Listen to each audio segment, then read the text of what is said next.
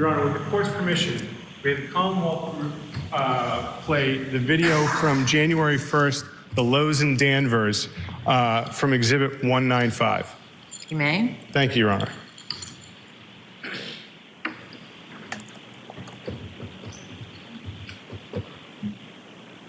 And Ms. Gilman, I'm going to ask if you can pause. I'm going to ask the witness a few questions. Sir, where is this in relation to the Lowe's and Danvers? This is in the parking lot, the front parking lot.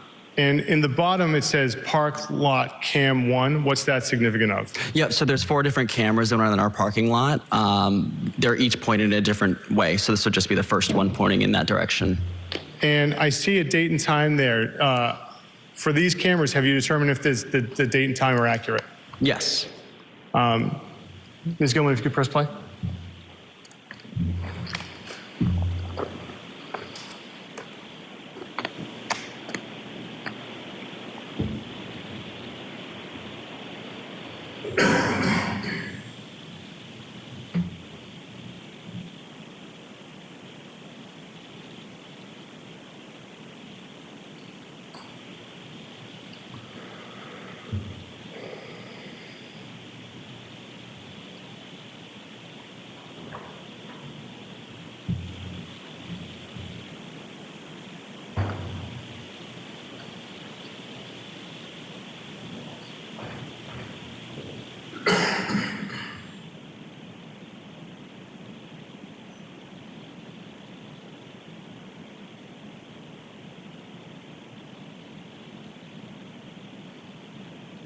Pause.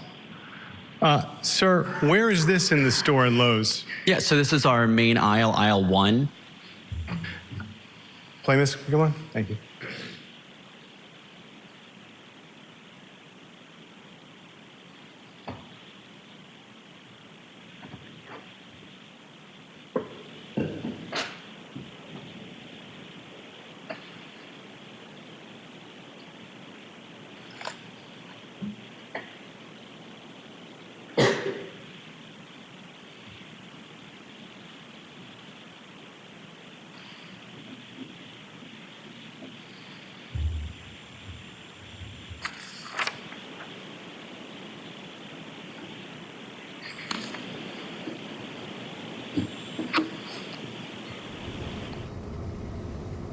All right, as we watch the surveillance video here in Lowe's, Philip, the jury has now seen Brian Walshe in several surveillance videos, the Walgreens, the liquor store now, of course, Lowe's.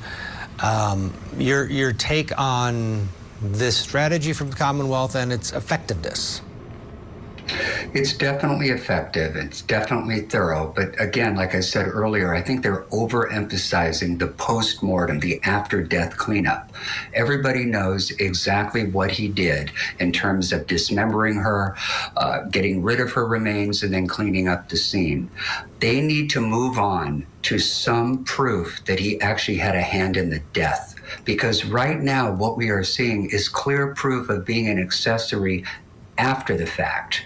Who is to say that there was not this sudden death phenomenon? He panicked, he freaked out, and basically in a heedless moment, he just dismembered her and got rid of her remains. Who's to say that that really did not happen? Now, from a common sense standpoint, it's like, who's kidding who? I could see all 12 jurors in the back just saying, look, it's pretty obvious what's going on here. And I think the Commonwealth has proven this beyond a reasonable doubt. But you never know. You might get that lone holdout who needs more proof of a pre-mortem plan to kill. He's so calm, though. It adds a level of uneasiness, possibly, for jurors as they put themselves, which they're not technically supposed to, but everybody does, they put themselves in that position. What would I have done? All right, I freaked out. Well, he doesn't look like he's freaked out. He looks like he's a man on a mission. Yeah, when you're that cool, calm, and collected, I mean, it makes it look like you are a cold-blooded killer. But the truth be told, there's no way to know what he is feeling internally. Outwardly, he is projecting somebody who is well composed and calm and and collected. But I think internally he is definitely struggling. And like I said earlier, Ted, I think the argument can be made he was terrified about going back to federal prison on a revocation of his supervised release. And I realize it's a stretch for people like you and me who are in the true crime universe on a daily basis. But if you've never been to prison before and you just got out and now your spouse is next to you in bed, dead, you do freak out, you do panic. Now, would you and I go out and get a bow saw and start hacking up our spouse and putting her in hefty bags and dumping her in a dumpster behind a store and then cleaning up the scene? Of course not. But you never know what's going through the mind of somebody like this who has been faced with criminal justice for the second time and is terrified now of going back to prison. At a minimum, what most people would do if they're on supervised release is you call your lawyer and just say, what do I do? You know, my wife is next to me. She's dead. She's unresponsive. Please tell me I'm not going back to the joint. Don't let them put me back in prison, please. But no, he didn't do that. Instead, he kind of took matters and the law into his own hands. And now look, he's having to answer for it. It's not looking good for him, seriously. And I'm not trying to make light of what's going on here. But if I were defending him, that's the avenue I would take because frankly, that's all he's got. Indeed, that is, and that's the strategy they have carved out. Let's go get a break now and watch Brian Walshe with his next step, and that is cleaning supplies.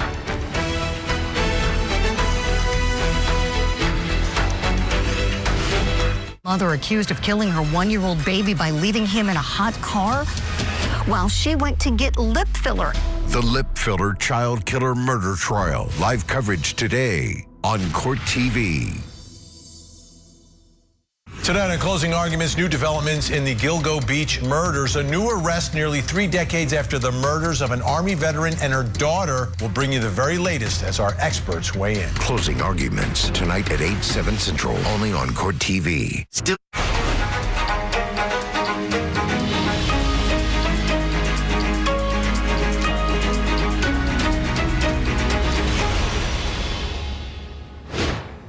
We're in Dedham, Massachusetts this afternoon, day 6 of the murder trial for Brian Walshe. The Massachusetts father accused of killing and dismembering his wife Anna around New Year's Day in 2023. Let's go back in now, watch more of the surveillance video of defendant Brian Walshe at the Lowe's. Pause, Ms. Gilman. Sir, where is this in the Lowe's and Danvers? This is at the front end in the self-checkout area. If you could press play, Ms. Gilman. Thank you.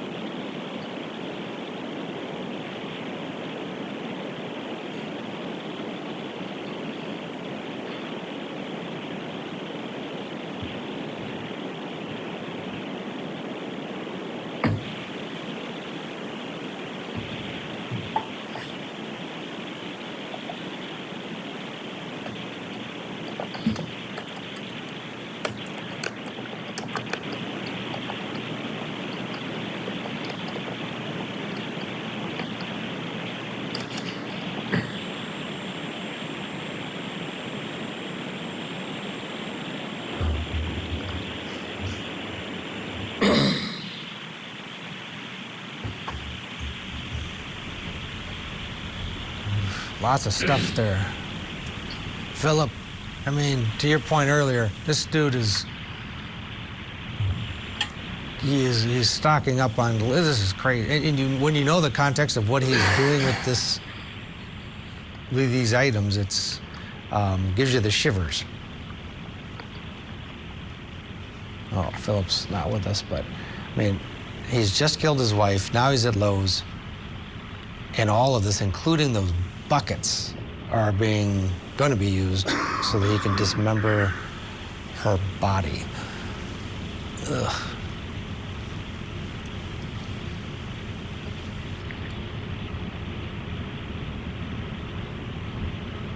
And notice he's got the gloves and the mask on, too. All right, doesn't want to leave his fingerprints at the Lowe's. Meanwhile, he's on camera.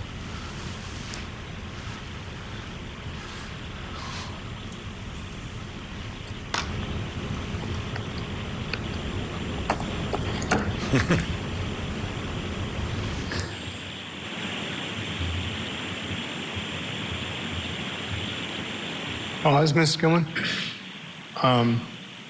Thank you. Sir, what angle are we looking at here? This is the angle from the actual, the self-checkout register itself, so the camera in front of it. So the self-checkout registers have cameras pointing out towards the customers as well? Yes. If you could press play, Ms. Gilman, thank you.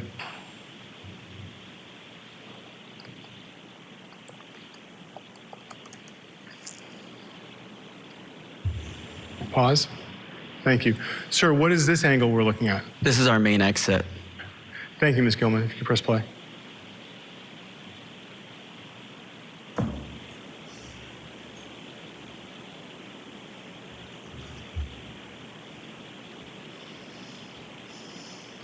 And Ms. Gilman, I'm going to ask if you could pause one more time.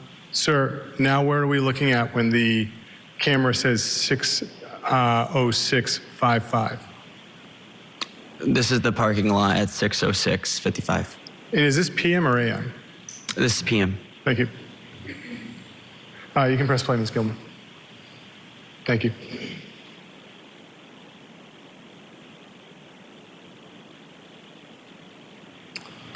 So, sir, does Lowe's maintain receipts for its sales? Yes.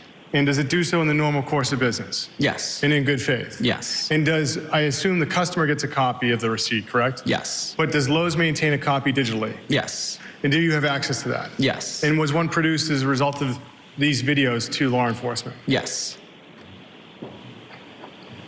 Your Honor, may I vote? You may. Thank you. Sir, do you recognize that document? Yes. Is that a receipt from, upside down, but now that it's right side up, is that a receipt from the Lowe's in Danvers? Yes.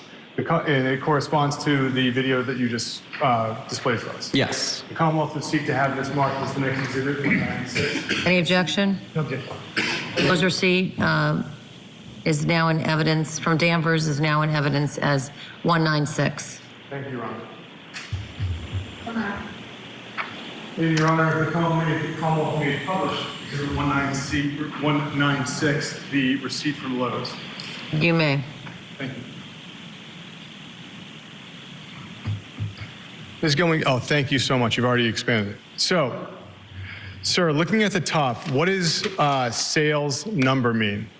This is where the actual sale took place, so I guess you could say it's a terminal. Okay, and what's the significance of SFT lane 413? Yeah, so that is our fast lane, or just another way that we can say self-checkout. Okay, and transaction or trans number, what is that significant of? It's the transaction number, so whatever number that receipt rang through.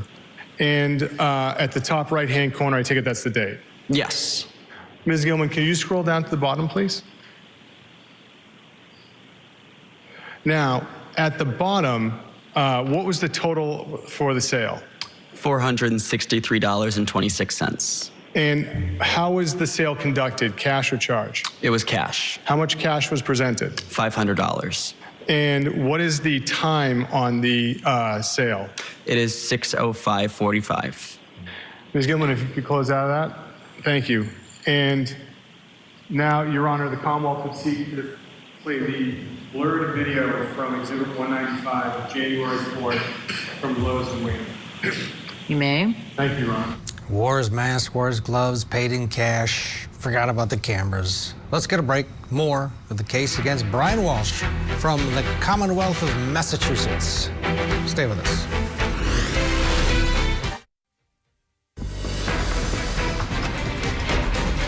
Welcome back to Court TV Live. I'm Michael Ayala. We are tracking several major cases here at Court TV. In California, a jury is now hearing day one of testimony in the trial of Maya Hernandez. She's the mom accused of leaving her 2 young children in a hot car while she was getting lip filler, killing one of them. And in New York, it's day 4 of the high-stakes suppression hearing for Luigi Mangione, who stands accused of killing United Healthcare CEO Brian Thompson. And in Georgia, once selected, a 3rd jury will hear the case against Susan Ember. She's the woman that prosecutors say shot her husband to death. And in Massachusetts, Brian Walshe remains on trial for allegedly killing and dismembering his wife, Anna. Walshe admits to concealing Anna's death, but denies ever murdering her. Right now, we're watching surveillance video of the defendant, so let's get back into court. Sir, where is this in the Lowe's in Weymouth? This is our main vestibule, our entrance. What does VDS SRV1 1618 entry PVM mean? Yeah, so VidSRV1 is the actual, it stands for video surveillance. So it is where our video was stored from, and it's our first terminal. 1618 is the store number, and then the entry PVM is the camera for the entry PVM, or the entry. And the date and time at the bottom, sir, what are those? Yeah, it is January 4th, 2023 at 4:24:57 p.m. And sir, as far as the date and time for the Lowe's in Weymouth, is that accurate? Yes. Ms. Gilman, could you press play?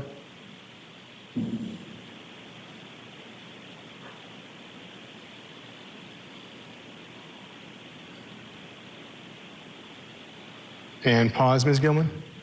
So, sir, what view are we looking at here? This is the camera pointing from the self-checkout registers. And at the bottom, STO term 25, what does that mean? Self-checkout terminal 25, so it's just the number that that self-checkout terminal is at. Ms. Gilman, if you could press play.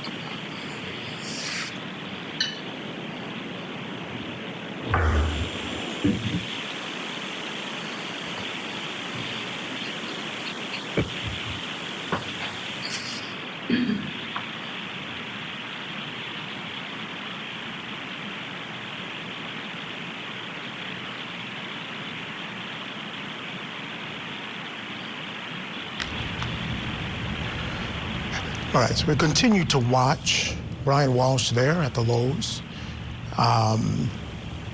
He seems very calm. It's almost chilling to watch how calm he is going through all this, knowing what's waiting for him at home. And I can't imagine that that aspect of this video is not having some effect on jurors as well. when you're talking about someone who found their wife, not necessarily killed her, as he's claiming. He found her, and yet and still he looks completely and utterly relaxed. So again, this is a case where I think prosecutors will struggle to prove. Pause. Sir, where is this in the Lowe's in Weymouth? This is our main exit. Please press play, please, Mrs. Gilman. Thanks. No further questions for the witness, Your Honor. Cross. The witness may step down. Thank you.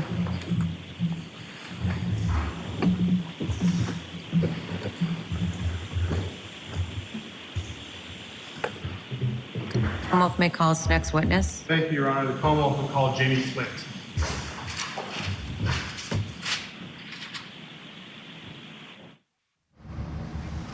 All right, so no questions by the defense for that particular witness, no reason to question that witness. But let's bring in our guest quickly as we wait for the next witness to take the stand. With us, criminal defense attorney and former police officer Joe Hennessy. Joe, great to see you. Thank you so much here for joining me on the program. And I was talking about the way he looked on the video, and how I think one of the difficulties for prosecutors is going to be able to prove, or trying to prove, premeditation here, right? And when you look at the way he's acting, I think the things that he did after are really what, at least in large part, they're going to be relying on for this jury to sort of garner that this was something he did that he meant to do, as opposed to, let's say, some other heat of passion or even finding her dead. What do you make of that?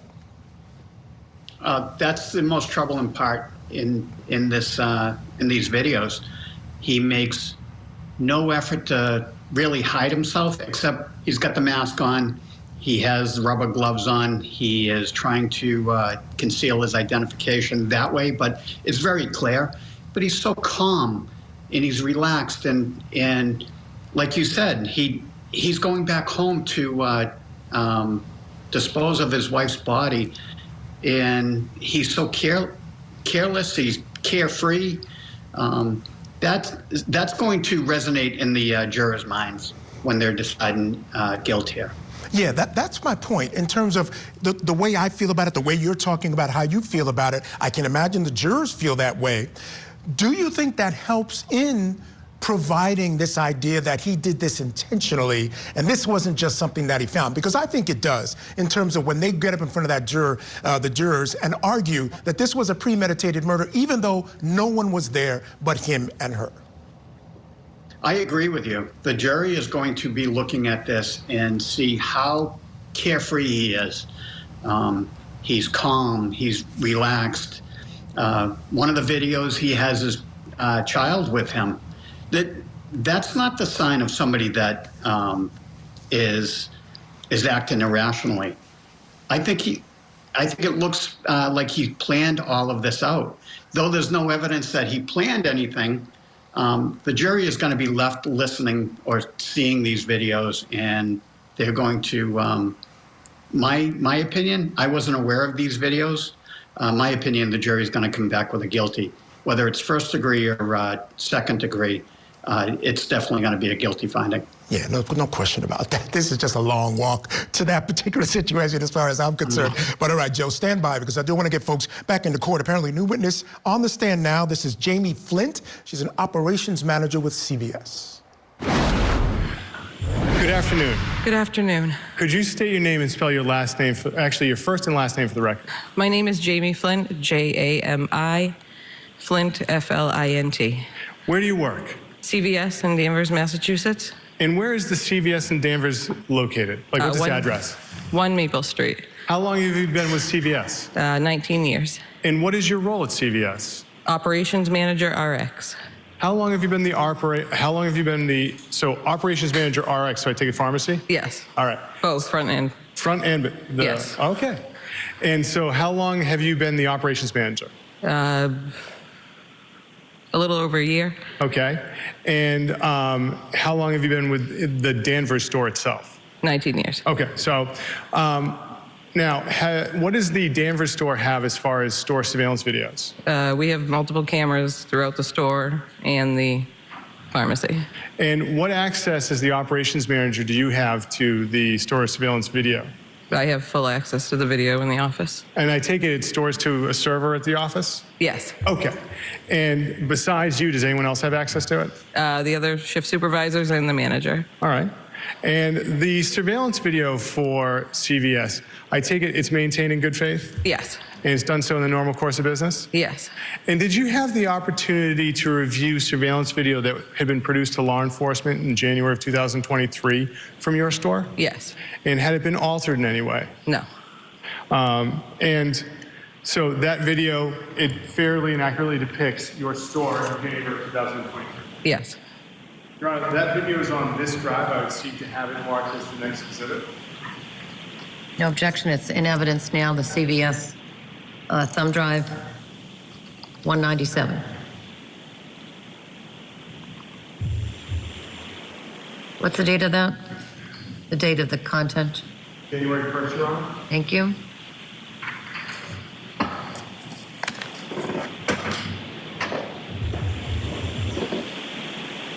Exhibit 197.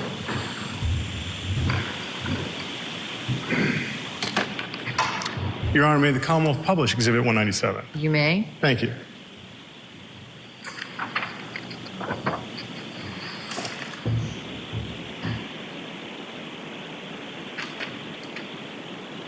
So if I could ask Ms. Gilman to pause. Ms. Flint, what are we looking at here as far as your store? That's the rear entrance of the store. Thank you.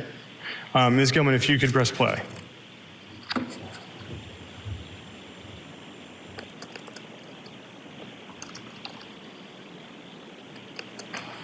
Thank you. Now, Ms. Gilman, I believe there is a second camera angle on that video. Could we have that, please?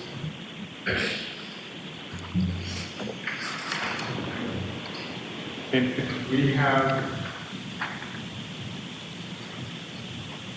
that on the media player at 3 minutes and 35 seconds?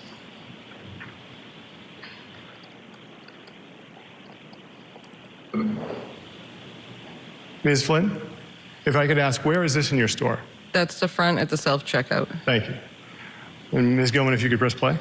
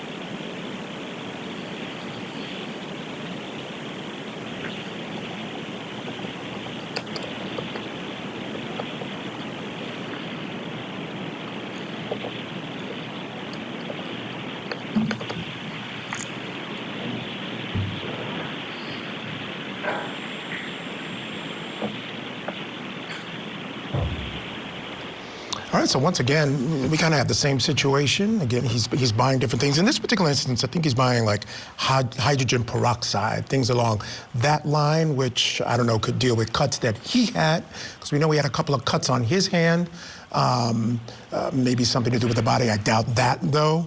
But again, you know, in the back of his mind, he is understanding what's this all about, what it's leading to, what happened just a while back, and doesn't seem to be nonplussed about it at all. And again, I can't believe that this would not have some sort of effect on this jury. And, you know, it's interesting also because a lot of people in these stores now use these self-checkout places. If you're adjusted to that and look, he's having a little bit of a problem, I often kind of skip them because of this type of thing. I always tend to have a problem, and I just, it's a lot easier to take it over to someone else to ring it up. But sometimes they don't have someone standing by a cash register or something along that line, so you end up having to do this. But I wonder if this is a conscious choice on his part, thinking this is a way he could avoid being seen. But again, most people know that there's cameras on these things, so I'm not sure about that.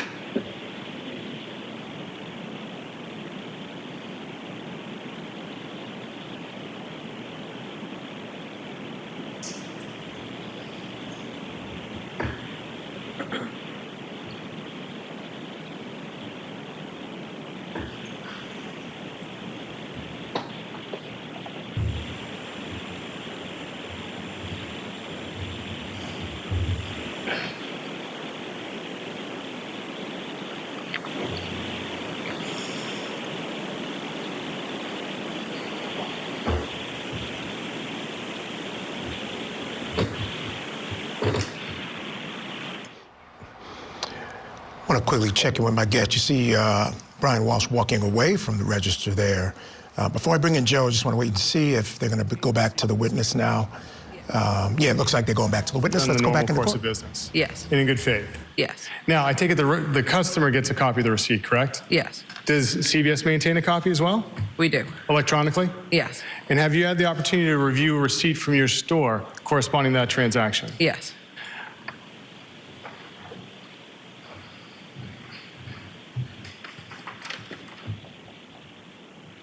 Ms. Flint, I'm going to ask if you recognize this document. Yes. Is that the receipt that corresponds to that transaction? It is. Counsel could seek to have the receipt from January 1st, 2023 from CVS as the next transaction. Any objection? Okay. That's now in evidence as 198, the CVS receipt from 1/1/23. Your Honor, may we publish? You may. Thank you. Ms. Gilman, could we have the receipt from CVS, please? So, Ms. Flint, when it says term number, what does that mean? That's the terminal number. 17, is that self-checkout? Yes. And transaction or trans number is, what's that significant of? The transaction number on that terminal. Okay. And the date and time? What was the date and time for this transaction? January 1st, 2023 at 6:28 p.m. And cashier number name, what is that for this transaction? Self-checkout 17. And what was the total amount that the transaction cost? $19. What was purchased in the transaction according to the receipt? 5 bottles of hydrogen peroxide spray and a Roundup for Feed America. And was it cash or charge? Cash. I have no further questions, Your Honor.